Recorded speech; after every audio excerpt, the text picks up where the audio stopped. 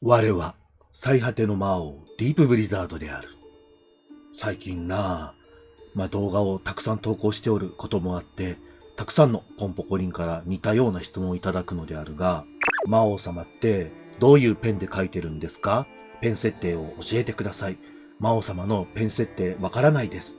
どうやって書いてるんですか？何のブラシを使ってるんですか？もうとにかくそういう質問をもう山のようにいただくことがあった。一応これまでも我がどういうペン設定をしているのか、どういう風にカスタムをしているのかっていう動画は、折々に出してはいたのだが、確かに去年だけで170本近く、このお絵描きの講座動画を投稿しておるんだよな。そうなるとこの動画を探してみろ、などというのも大変であるし、毎回その動画のリンクを貼って準備するっていうのも面倒であるからの。というわけで、今回は我が使っている魔王鉛筆の配布と、どのように使っているのか、どういう風に使うことが効率的なのか、ということをお話ししていこうと思うのであるぞ。というわけで、今回、我が新たな素材として作ったのが、魔王鉛筆である。作ったと言っても、2012年にクリップスタジオペイントがリリースされて、それ以来ずっとこのカスタムを使ってイラストを描いてきた。イラストだけではなく、漫画などでもずっと使ってきたペン設定なので、ぜひ使ってもらえると嬉しいのであるぞ。ではイラスト、漫画、それぞれでどのような描き方になるのか、どのような見え方になるのかというのを紹介していこうと思うのであるぞ。こちらがイラストで魔王鉛筆を使った時の作例である。こうやって引いてみるとあまり鉛筆っぽく見えないかもしれないが、このように拡大してみるとほんのりとテクスチャーが効いているのがわかるであろうか。もっと拡大するとわかると思うのでな。この通り縁がギザギザと鉛筆のようなテクスチャーになっているのがわかるであろうか。線画だけにしてみるとよりそのあたりの表現がわかると思うのである。鉛筆独特の柔らかさ、そして主線としての使いやすさの濃さなど、我が長年使ってきたバランスの良い濃さと、そしてアナログの風味があるテクスチャーがこの魔王鉛筆の特徴であると言えるであろう。こちらが漫画のペン入れとして使った場合の作例である。クリップスタジオペイントでモノクロで描いているので、この通りかなり拡大してみるとわかるのであるが、ギザギザとアナログの風味になっているのがわかるであろうか。これが引いた時にデジタルの硬い均一な線ではなく、アナログで描いたかのような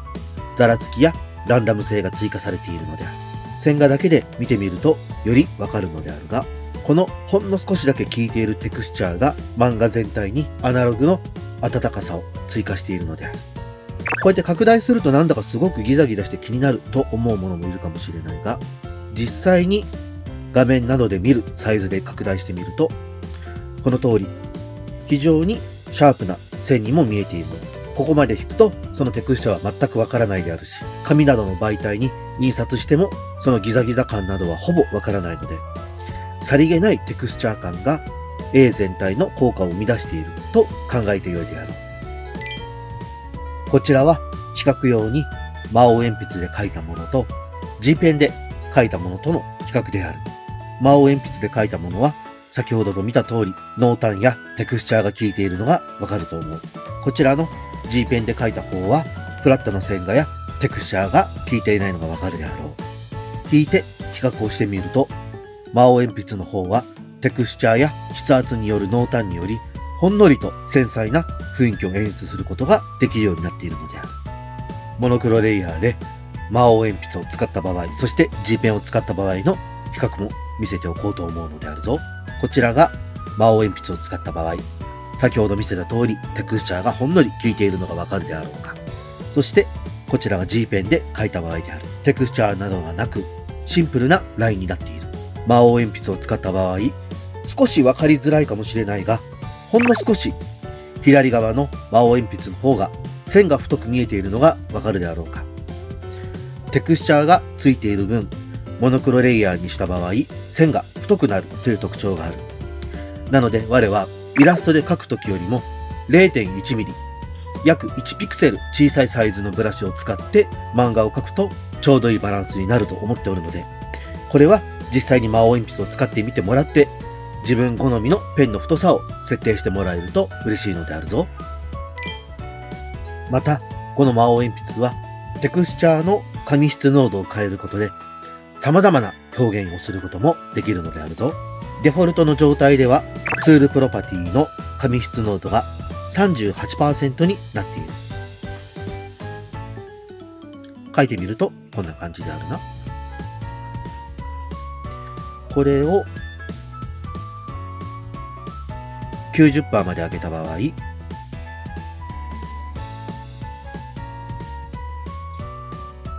90% にした場合、かなりカサッとした質感になったのが分かったであろうか。逆に紙質の濃度を 1% にするとほぼテクスチャーの効いていないブラシになった。この通り自分好みのカスタムもすぐすることができるので、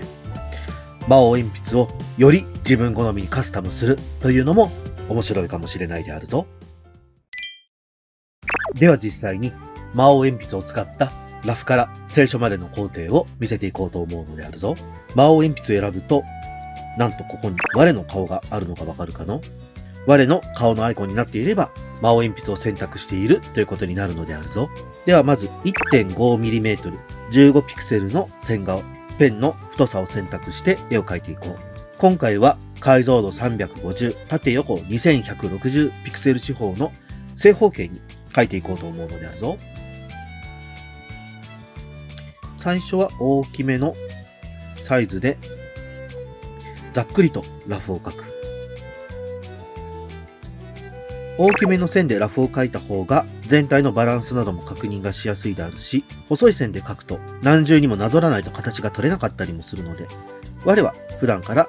ラフは 1.5mm で描くようにしておるのであるぞ。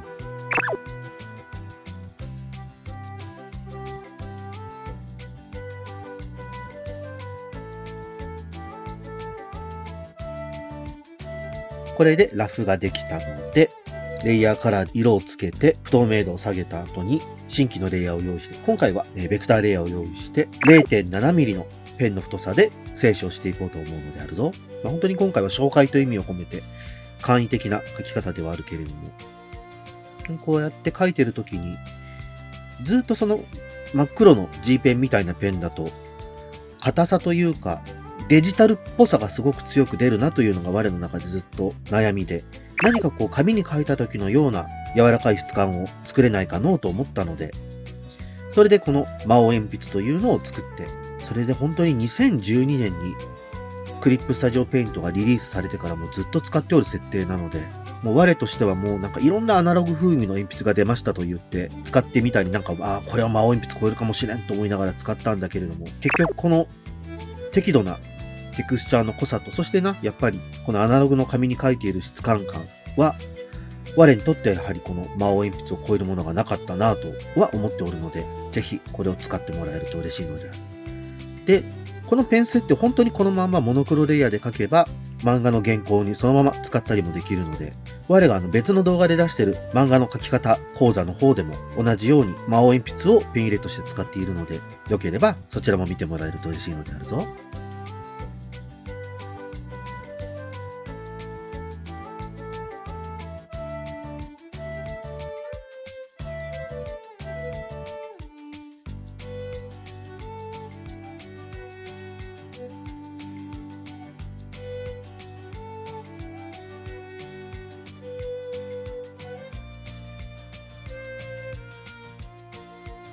このようにアナログのデジタルの便利さとアナログの温かさの両方を持っているブラシだというのが分かったであろうか。いかがだったかの？シンプルな設計ながら使ってみると汎用性も高く、漫画を描くもの、そしてイラストを描くものにとっても有益なブラシであるというのが分かったであろうか。正直なところ、このペン設定を使うことで我は本当にたくさんの業務であったり動画投稿などで絵を楽しく描き続けることができた。それをうぬらに配ることでうぬらにも同じように絵を楽しく描いてほしいなと思ったのであった。今回我が配布する魔王鉛筆の詳細等は動画の概要欄、そしてクリップスタジオアセッツのリンクの方に飛んで、そして各々ダウンロードし使ってみてほしいのであるぞ。ではではなのである。動画のご視聴誠にありがとうなのであった。良ければチャンネル登録、高評価、そして SNS のフォローなどよろしくお願いいたすのであるぞ。